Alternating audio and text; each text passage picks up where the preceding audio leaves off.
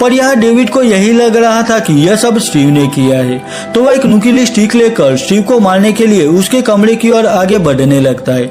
दूसरी ओर सभी खिलौनों ने स्टीव को माफ कर दिया था, पर यहाँ डेविड भी आ चुका था। डेविड स्टीव की कोई बात सुनना नहीं चाहता था, वो स्टीव पर हमला करता है। जूडी भी डेविड से कहती है कि स्टीव सच बोल रहा है, पर डेविड काफी गुस्से में था और वो स्टीव को मारने ही जा रहा था, पर तभी उस पर एक खिलौना हमला करता है। डेविड देखता है तो वहाँ पर मिस्टर पंच था और वो काफी गुस्से में था क्योंकि डेविड ने मिस्टर पंच को तोड़ने की और उसे जलाने की कोशिश की थी।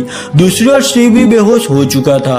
वो खिलौने स्टीव को वहां से ले जाते, वो खिलौने जूडी को भी वहां से ले जाते।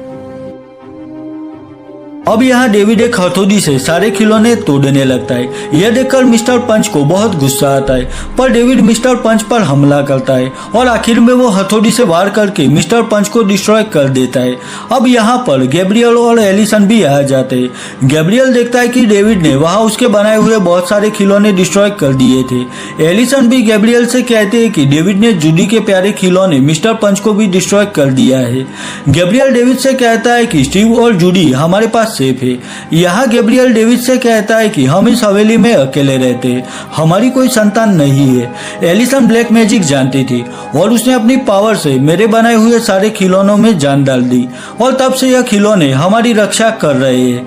हमारे खिलौने सिर्फ बुरे लोगों पर ही हमला करते हैं। गैब्रियल डेविड से कहता है कि मैं वो सभी खिलौने ठीक कर दूंगा जो तुमने डिस्ट्रॉय कर दिए हैं। यह सुनकर डेविड गैब्रियल से कहता है कि तुम इस मिस्टर पंच को ठीक कैसे करोगे, क्योंकि उसे तो मैंने बुरी तरह से तबाह कर दिया है।